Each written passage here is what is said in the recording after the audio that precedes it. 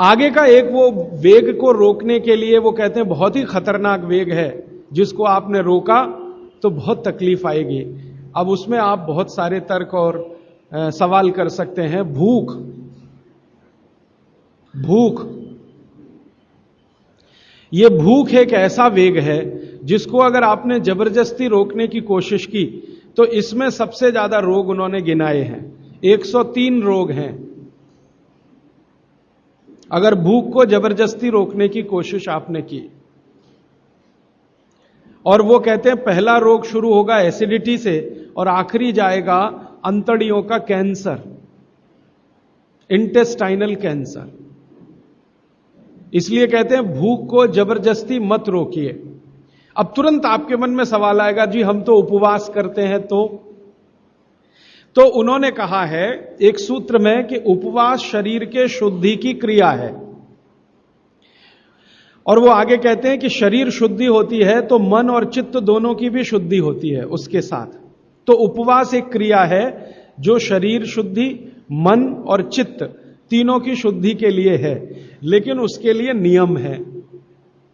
वो ये कहते हैं कि जब आपके शरीर में आपको ऐसा लगने लगे कि अतिरिक्त कुछ हो रहा है, अतिरिक्त से मतलब मैं समझाता हूं, आप खाना खा रहे हैं और आपको ऐसा लग रहा है कि जितनी जरूरत है उतना खा रहे हैं, और कभी ऐसा लगने लगे कि जरूरत से ज्यादा खा लिया है, हमको तुरंत महसूस हो जाएगा, ये शरीर तुरंत बता देगा कि आज तो कुछ ज्यादा ही खा लिया।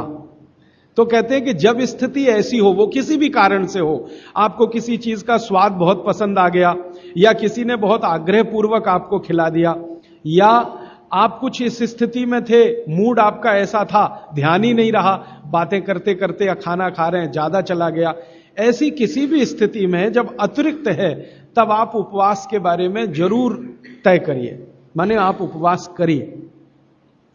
अब उन्होंने उपवास के नियम बताए, बहुत लंबा अध्याय है वो, उसमें से 2-3 महत्व के नियम बता देता हूं। पहला नियम यह है कि कभी भी उपवास अगर करना है तो सप्ताह में माने 7 दिन होते हैं, उसमें एक दिन का तो ठीक है, एक दिन का उपवास बहुत अच्छा है। 7 दिन अगर आपने लगातार सुबह दोपहर शाम 3 बार भोजन किया है तो कहते हैं एक दिन का उपवास बहुत अच्छा है, जरूर कर सकते हैं। लेकिन उस उपवास वाले दिन नियमित रूप से समय समय पर बीच बीच में पानी पीते रहिए। बिना पानी का उपवास अच्छा नहीं है, पानी पीते रहिए बीच बीच में। क्यों पीते रहे? वो कहते हैं कि आप भले उपवास करो, लेकिन शरीर के पेट में जो अम्ल बनने की क्रिया है वो तो रुकने वाली नहीं है, वो तो तभी रुकती है जब आप मर जाते हैं।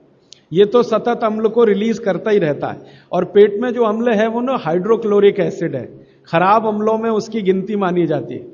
हाइड्रोक्लोरिक एसिड ही पेट में ज्यादा है, तो ये तो रिलीज होता ही रहेगा। अब ये रिलीज होता है खाने को पचाने में मदद करने के लिए, खाना आप खाएंगे नहीं, लेकिन इसका रिलीज होना रुकेगा नहीं, क्योंकि शरीर आपके कंट्रोल में नहीं है, वो प्रकृति और भगवान के कंट्रोल में है। तो वो कहते हैं कि थोड़ा पानी पीते रहें, तो ये जो HCl है ये डाइल्यूट होके पेशाब के रास्ते निकलता रहे तो हानि नहीं पहुंचाएगा। और अगर आपने पानी नहीं पिया उपवास में तो ये हाइड्रोक्लोरिक एसिड आपकी अंतड़ियों को जला डालेगा, आंतों को जला डालेगा, तब आप कोई गंभीर बीमारी के शिकार होंगे, और तब आप शायद परेशान हो जाएं और आपकी बीमारी ठीक भी ना होने पाए।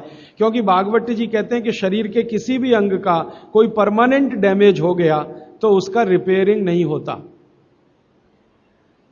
एक बार डैमेज हुआ परमानेंट तो रिपेयरिंग नहीं होता। तो फिर आपको क्या होगा? अल्सर होगा, पेप्टिक अल्सर होगा, घाव बन जाएगा आंतों में, और फिर वो इतनी खराब स्थिति में लेके जाएगा कि डॉक्टर कहेगा आंतें काट के निकालो। तो ये मत करिए। वो ये कहते हैं उपवास करना हो तो 7 दिन 3 समय का भोजन किया है, 7 दिन माने 6 दिन, तो 7वें दिन आप एक दिन उपवास करिए, लेकिन थोड़ा थोड़ा पानी पी पी के उपवास करिए। मतलब ये है, दूसरे शब्दों में मैं कहूं, निर्जला उपवास मत करिए। अब हमारे यहां कई जगह मैंने देखा, दुर्गा माता का समय आएगा तो हम सब बहुत बार 7 दिन निर्जला उपवास करते हैं, 7 दिन लगातार। वो तकलीफ देगा आपको। आप करते हैं भक्ति भाव से, बहुत अच्छा है, लेकिन वो तकलीफ दे दे आपको शारीरिक रूप से, वो ठीक नहीं है। भागवत जी ने एक बहुत सुंदर सूत्र लिखा है। उन्होंने ये लिखा है कि जो शाकाहारी खाना खाने वाले लोग हैं, शाकाहारी, आप सब ज्यादातर उसी श्रेणी के हैं, इनके लिए उपवास अच्छा नहीं है, ज्यादा लंबा। दोस्तों, सबसे पहले तो चैनल सब्सक्राइब करें, फिर लाइक, कमेंट और शेयर करें। और हाँ, हमारा एंड्रॉयड ऐप डाउनलोड करना ना भूलें।